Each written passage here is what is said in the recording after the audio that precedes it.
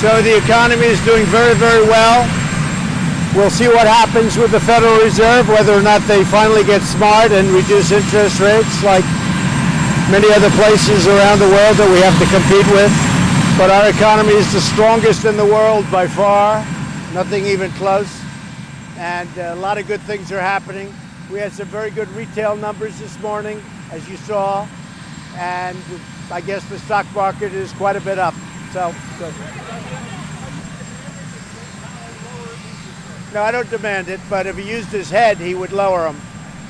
In Germany, they have a zero interest rate, and we do compete. We're much stronger than Germany, but we do compete with Germany. In Germany, they have zero interest rate, and when they borrow money, I mean, when you look at what happens, look at what's going on over there. They borrow money, they actually get paid to borrow money, and we have to compete with that. So if you look at what's happening around the world, Jay Powell and the Federal Reserve have totally missed the call. I was right, and just about everybody admits that. I was right. He did quantitative tightening. He shouldn't have done that.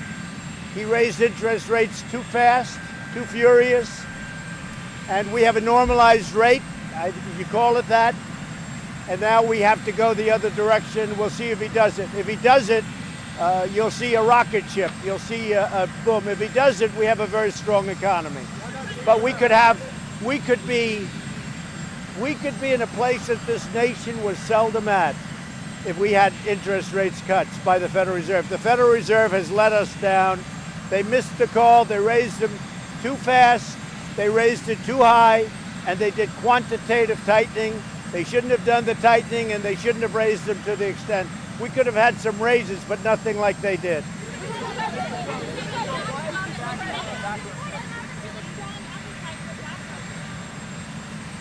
Oh, I have an appetite for background checks. We're going to be doing background checks. We're working with Democrats.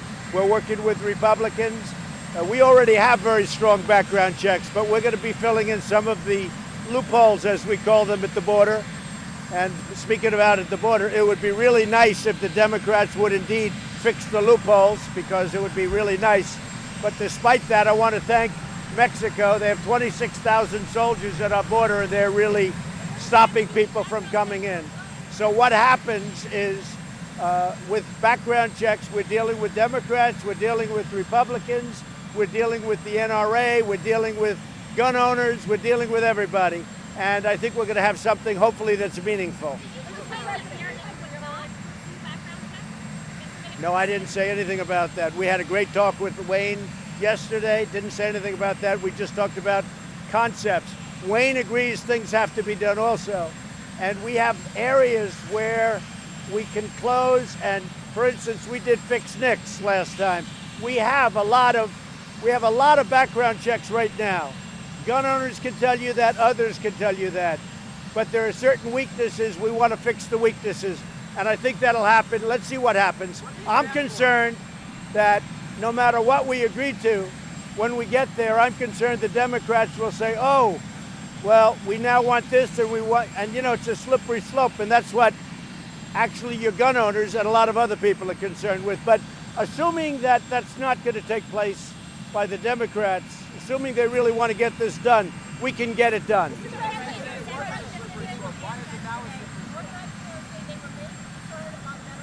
You got to speak up. Veteran suicide, AMVET says it's a top priority.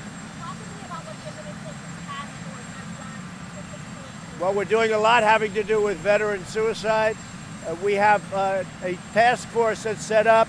There's a product that's made right now that just came out by Johnson & Johnson, which has a tremendously positive, pretty short term, but nevertheless a positive effect. I've instructed the head of the VA to go out and buy a lot of it, and we are buying a lot of it. Hopefully we're getting it at a very good cost. And this is I guess it's a form of a stimulant where if somebody is really in trouble from the standpoint of suicide, it can do something. It's pretty well known, just came out. It's made, I believe, by Johnson & Johnson, and we have calls in now to Johnson & Johnson. Those calls, we've been dealing with them for 2 months on buying a lot of it.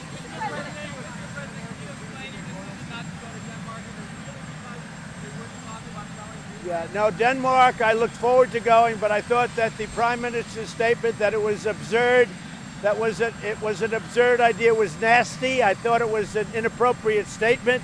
All she had to do is say, no, we wouldn't be interested, but we can't treat the United States of America the way they treated us under President Obama.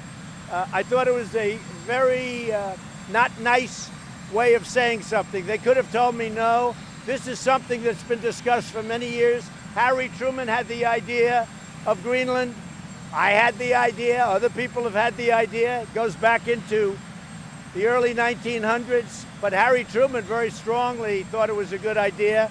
I think it's a good idea because Denmark is losing $700 million a year with it. It doesn't do them any good, but all they had to do is say, no, we'd rather not do that, or we'd rather not talk about it. Don't say what an absurd idea that is, because she's not talking to me. Excuse me. She's not talking to me. She's talking to the United States of America. You don't talk to the United States that way, at least under me. Now, President Obama, when they wouldn't let him land in the Philippines, when they treated him so badly in so many places, the Philippines is one that comes to mind. That's different. That's different. They can treat him any way they want to. That's up to him. But they can't treat the United States with a statement, how absurd. Let your wife do it. Who's the boss? Who's the boss? I am the boss. I agree. She's the boss. I agree. Go ahead. Got a lot of people. Yes. It's got a lot of people watching. Go ahead. Mr. President, with regard to background checks, why shouldn't anyone who wants to buy a gun go through a background check? What's wrong with that? Well, what we're doing is I want guns to be in the hands of people that are mentally stable. And those people, I want them to easily be able to get a gun. But people that are insane, people that are sick up here, I don't want them to be able to get a gun. So wouldn't a background check be a good idea for anybody who wants to buy a gun? Wouldn't the background check If a person is sick, if a person is mentally ill, if a person has done things in their past that are a horror, like in the case of Dayton, except it got expunged because I guess he was 17 years old when he wrote a list out, and the list said it was a death, not about guns.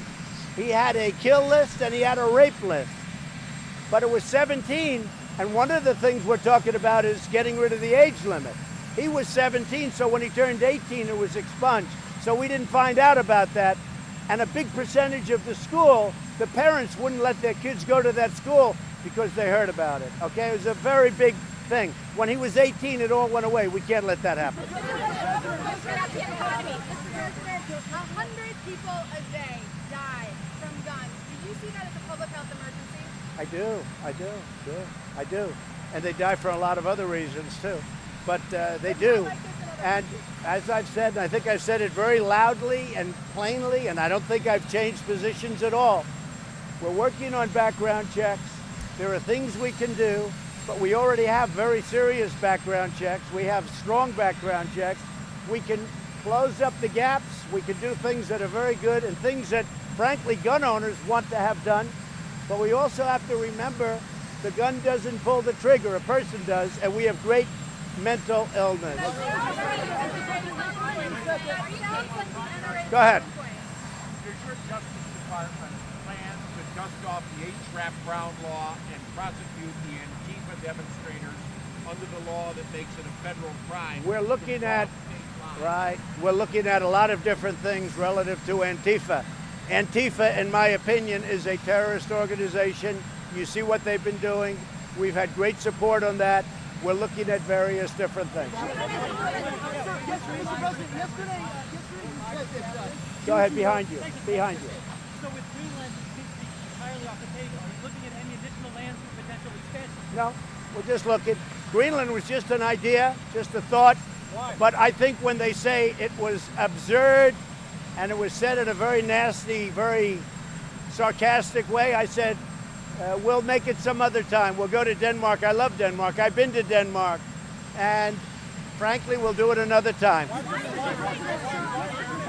Respect has to be shown to the United States. Go ahead. Yesterday you said that Jews, American Jews who vote for Democrats are disloyal. To whom are they being disloyal, sir? And that's a So, well-known anti-Semitic yeah. trope. So I have been responsible for a lot of great things for Israel. One of them was moving the embassy to Jerusalem, making Jerusalem the capital of Israel. One of them was the Golan Heights. One of them, frankly, is Iran. Iran is a very far weakened nation right now, much different. Hopefully something works out. We'll see if it happens, it happens. Wait a minute, wait. No president has ever done anywhere close to what I've done between Golan Heights, Jerusalem, Iran, and other things. Excuse me, wait a minute. No president has done what I've done. We have a group, I call it AOC plus 3. You could call the person Representative Tlaib, you could say Representative Omar, you could go any way you want to go. They are anti-Semites, they are against Israel. She had a plan to greatly embarrass Israel by going there with the fact that she wanted to see her grandmother. I assume that's true, I hope that's true.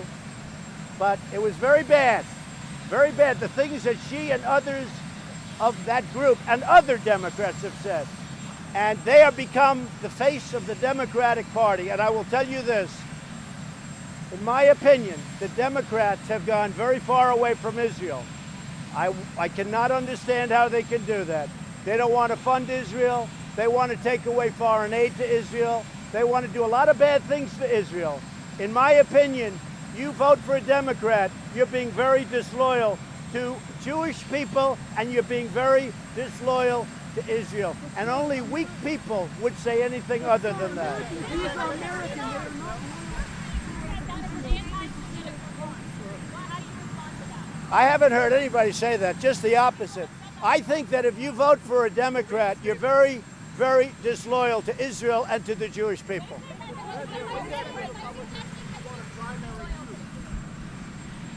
Well, I'm at 94% now in the Republican Party, the highest in history, the highest of any Republican. So I think they'd have a hard time. You said Russia was kicked out of the G8 because they outsmarted. You said Russia was kicked out of the G8 because they outsmarted Obama. In fact, it was because they annexed Crimea. You know that was still there. That was outsmarting Obama. So Russia outsmarted President Obama. They took over during his term, not during mine, Crimea. They're still there. Why let them in now? They took over Crimea. If you'd stop being an organ of the Democrats, I mean, you'd let me answer the question. I'll answer it very easily. It's a very simple question. The fact is, President Putin totally outsmarted President Obama on Crimea and other things, including the red line in the sand, all right? He outsmarted, he made a living on outsmarting President Obama. And frankly, because of it, Obama was upset, and he got Obama out of what was the G8 into the G7. It's come up. Should we put Russia back in? We spend a lot of time talking about Russia at those meetings, and they're not there. I think it would be a good thing if Russia were there, so we can speak directly, not have to speak by telephone and other things. So, here's the thing. It's a vote of what's now the G7. They were taken out because Putin outsmarted on Crimea, on the red line, on other things. Totally outsmarted Obama. Obama was upset. They took him out. I think Russia should be a part of it because we're looking for world peace and other things, trade and other things.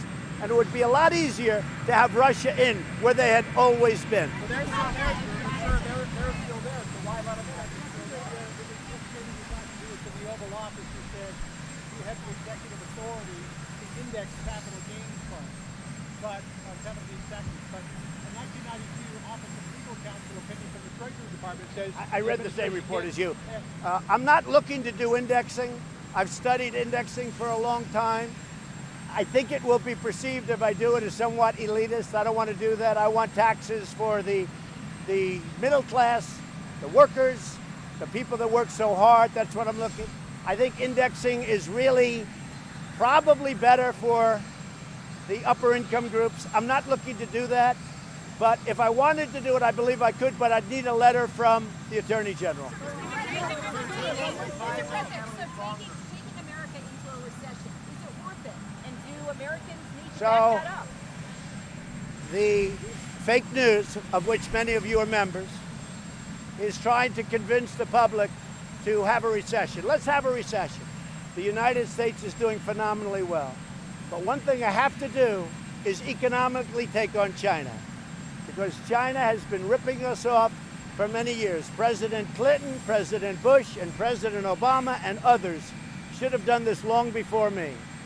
My life would be much easier, although I enjoy doing it, but my life would be much easier if I just said, let China continue to rip off the United States, all right? It'd be much easier, but I can't do that. We are winning against China. They've lost 2.5 million jobs in a very short period of time. They want to make a deal. It's got to be a deal that's good for the United States. Where they want to make a deal, probably we will make a deal, but if I didn't do that, and I'm not doing this, somebody said it's Trump's trade war. This isn't my trade war. This is a trade war that should have taken place a long time ago by a lot of other presidents.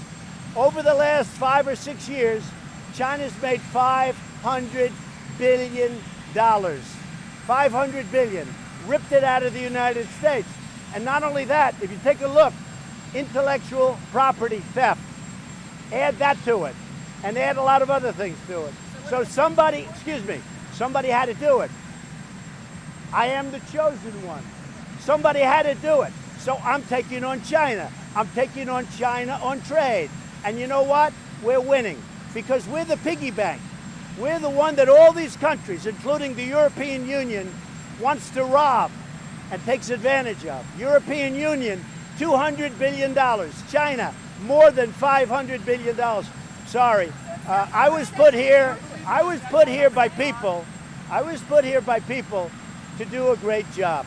And that's what I'm doing. And nobody's done a job like I've done. Now, would China rather wait for a little more than a year and try and get sleepy Joe Biden to negotiate with instead of President Trump? Maybe, but I don't think so. You know why? They're losing too many jobs too fast. They had the worst year in 27 years, but I think it was actually 52 or 54 years. It's the worst year they've had in a half a century. And that's because of me. And I'm not proud of that, but you know what? They want to negotiate. And Sleepy Joe doesn't have a clue. Sleepy Joe said, oh, China's wonderful. Well, China is wonderful for China, but I'm wonderful for the USA.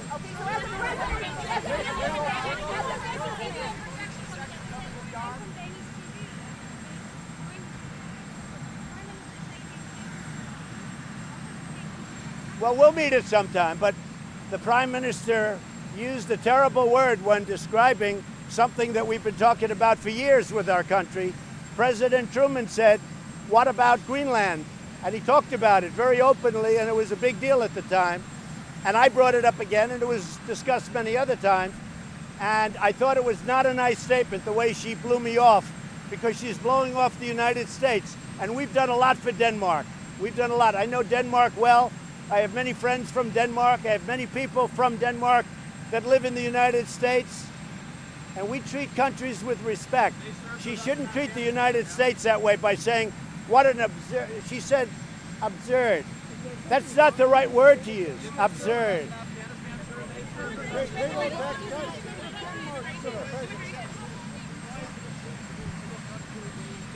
Louder. Why is it acceptable to lock up Trump indefinitely? Well, if you remember, President Obama had separation. President Obama built the cells. He built the cages that you people always talk about and attribute them to me. President Obama, in 2014, built those cages, and you were very embarrassed when the New York Times, as usual, and others put a picture of a cage, and they said how bad Trump was, only to find out that it was President Obama that built those cages. So President Obama had separation. I'm the one that brought them together. This new rule will do even more to bring them together. But it was President Obama that had the separation.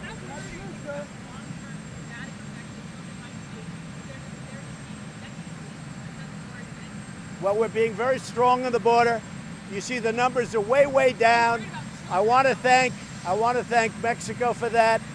The United States could make that problem go away very easily if the Democrats would meet and we could fix the loopholes and asylum, which is what you're talking about to an extent. But let me just tell you, very much I have the children on my mind. It bothers me very greatly. People make this horrible 2,000-mile journey. One of the things that will happen when they realize the borders are closing, the wall is being built. We're building tremendous numbers of miles of wall right now in different locations. It all comes together like a beautiful puzzle. But one of the things that's happening when they see you can't get into the United States, or when they see if they do get in the United States, they will be brought back to their country. It won't matter if they get in or not, because we're doing that. They won't come, and many people will be saved, and many women's lives will not be destroyed and ruined. Okay?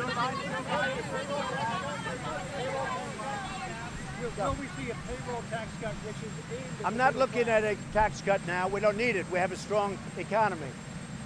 Certainly a payroll tax cut. President Obama did that in order to artificially jack up the economy. President Obama had zero interest rates. I don't have zero interest. I have real interest rates, and despite that, I have a strong economy. President Obama did 2 payroll tax cuts, and despite that, I have a much stronger economy. And if you look at my numbers from November 9th, you look at them, November 9th to present, the stock market is up over 50%.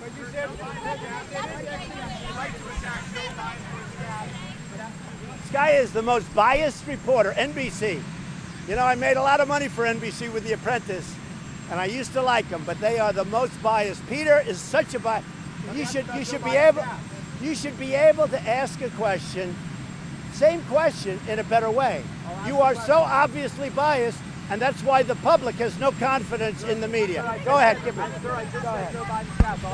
Joe Biden doesn't have it. Let me just tell you about Joe Biden. Joe Biden doesn't have it. You said that the mass shooting happened in Toledo when it happened in Dayton. So is that fair game? Joe Biden doesn't have it. Go ahead. Is that fair game, sir, for you? What did you think about the leak in the New York Times created for a racist narrative? Well, I think the New York Times now has totally lost credibility. They've given up on the Russian collusion delusion, and now what they're doing is they're trying the racist deal, and that's not going to work because I am the least racist person ever to serve in office, okay? I am the least racist person. But the New York Times, they're trying everything they can. It is a totally dishonest newspaper. It's a paper that really has lost tremendous credibility. And let me tell you, in 6 years, or maybe 10 or maybe 14, right? In 6 years, when I'm not here, the New York Times goes out of business very quickly. And you know who else goes out? Like NBC News. NBC News has less credibility, in my opinion, with guys like you than CNN. I think CNN has more credibility than NBC. Did you hear what I said? I said you have more credibility than this guy. Go ahead. And that's not saying much, because I don't think you. You know what? You know why? Because I don't think you have very much credibility. But I will tell you this: NBC, I think, has less credibility than CNN. That's not saying much, but that's the way I feel. You're focused on mental health issues. Yeah. And with gun control. Mental health, very But important. other countries have similar levels of mental illness, but not the same gun violence problems. Can you really deny that the incredible access to guns in the United States isn't part of There the are problem? many, many things in play. People are talking about videos. People are talking about lots of different things.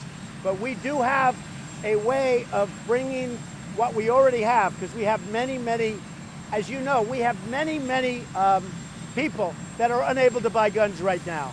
Many people are unable to buy guns. We have background checks, but there are loopholes in the background checks. And that's what I spoke to the NRA about yesterday. They want to get rid of the loopholes as well as I do. At the same time, I don't want to take away people's Second Amendment rights. I don't want to take away the Constitution having to do with gun ownership. And you know, we can't let that slope go so easy that we're talking about background checks, then all of a sudden we're talking about let's take everybody's gun away. People need weapons, unfortunately, for protection. So that word slope, that is an NRA talking point. The No, it's a slippery Trump slope. talking point. You approve one thing, then another thing, then another thing, then all of a sudden you're on that slope, and all of a sudden nobody has any legal protection. We have a Second Amendment. People are concerned Let me about just NRA tell you this. protection. We have a Second Amendment, and our Second Amendment will remain strong. Go ahead. Jeff, go ahead. Are you concerned about the potential re-emergence of ISIS in Afghanistan? Has that affected your decision-making at all? Well, you know, at a certain point, Russia, Afghanistan, Iran, Iraq, Turkey, they're going to have to fight their battles too, okay? We wiped out the caliphate 100%. I did it in record time. But at a certain point, all of these other countries where ISIS is around, they've been decimated, by the way, badly decimated. But all of these countries are going to have to fight them. Because do we want to stay there for another 19 years? I don't think so. So at a certain point, other countries, and that includes Russia, and it includes Iran, and Turkey, and Iraq, and Afghanistan, and Pakistan, and India. Look, India is right there. They're not fighting it, we're fighting it. Pakistan is right next door. They're fighting it. Very little. Very, very little. It's not fair. The United States, we're 7,000 miles away. We have decimated ISIS. You haven't been hearing much about ISIS. And we took the caliphate, 100%. When I took it at 98, I said, all right, maybe we go home now. Let these other countries handle it. Everyone went crazy. They said, do 100%. They said it was going to take a year. It took me a month, and they're gone. The caliphate is gone. And by the way, we're holding thousands of ISIS fighters right now. And Europe has to take them. And if Europe doesn't take them, I'll have no choice but to release them into the countries from which they came, which is Germany and France and other places. Because we beat them, we captured them, we've got thousands of them, and now, as usual, our allies say, oh no, we don't want them, even though they came from France and Germany and other places. So we're going to tell them, and we've already told them, take these prisoners that we've captured, because the United States is not going to put them in Guantanamo for the next 50 years and pay for it. What's your deadline for that? It's moving along my deadline. They know. Are you talking to victims of mass shootings to talk to I did. they want? I went to the hospitals. I will tell you this. I went to the hospitals. It was totally falsely reported. There were beautiful, beautiful, very sad, you know, horrible moments, but they were beautiful moments in the sense that these people, the families, and also the people that were so badly injured that I was with, they love our country. And frankly, you want to know the truth? They love their president. And nobody wrote that. Nobody wrote that because you didn't write the truth. New York Times doesn't like to write the truth. But they totally love our country, and they do love our president. So when I went to Dayton, and when I went to El Paso, and I went into those hospitals, the love for me, and me maybe as a representative of the country, but for me, and my love for them was unparalleled. These are incredible people. But if you read the papers, it was like nobody would meet with me. Not only did they meet with me, they were pouring out of the rooms. The doctors were coming out of the operating rooms. There were hundreds and hundreds of people all over the floor. You couldn't even walk on it. So, you know, there's a lot to happen. The people in Dayton, let me just explain. People in Dayton, people of El Paso, these are incredible people. And those victims and the survivors and the families, I love those people.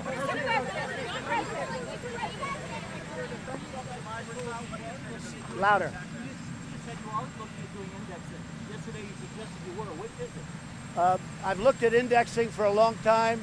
It's not something I love. I think it's probably better for the high-income people, and I'm not looking to do that. I want to do for the workers. I'm looking to do for middle-income people. I think indexing. Now, I'd have to get a letter from the Attorney General or from the Justice Department, which I think I might be able to get. Otherwise, I'd have to go through Congress. But I'm not looking at doing indexing, and I haven't been seriously looking at it. But certainly, it is an option if I wanted to. We have such a strong economy. If the Fed did what they were supposed to do, they'd drop interest rates by 100 basis points, they maybe would do not only not tightening, but they'd do some loosening or leave it alone, do nothing. But they drop interest rates by 100 basis points or more. Nobody would be able to compete with the United States. Right now, the Fed is tying our hands because we're paying interest rates, and Germany and other countries that aren't like us are not. It should be the other way around, in a sense. But why should they be paying no interest rates and even have an incentive beyond that, and we're paying interest rates? The Fed has missed the call for a long time. On the economy, on the economy. What do you say to the critics who attack you for that? What do you say to the critics who attack you for that? Doing any tax cuts at all at this time? I think we have a very strong economy. I just don't see any reason to. I think the Fed has been very late and very early. They were very early to raise, and they're very, very late to cut. But the Fed can do the whole thing. Yesterday, we had the strongest dollar in the history of our country. Yesterday we had the strongest dollar in the history of our country. Now, in one way, I'm honored by that. But in another way, it makes it much harder to export goods, you understand. So in two ways. One, I love it, but in another way, I don't like it because it's much harder to compete. But we had literally the strongest dollar in the history of our country.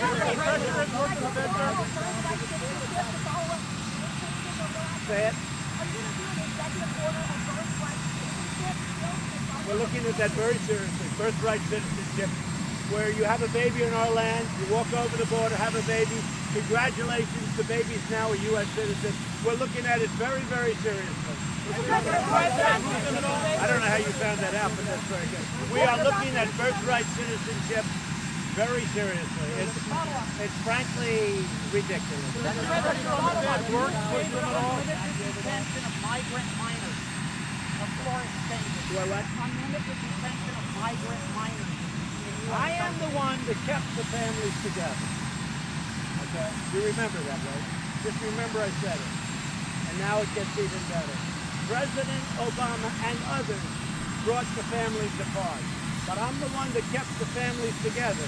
With what we're doing now, we'll do even more of that, but it'll make it almost impossible for people to come into our country illegally. Plus, we're building large sections of the wall. I won the lawsuit 2 weeks ago in the Supreme Court. We're building large sections of wall and lots of other things to happen.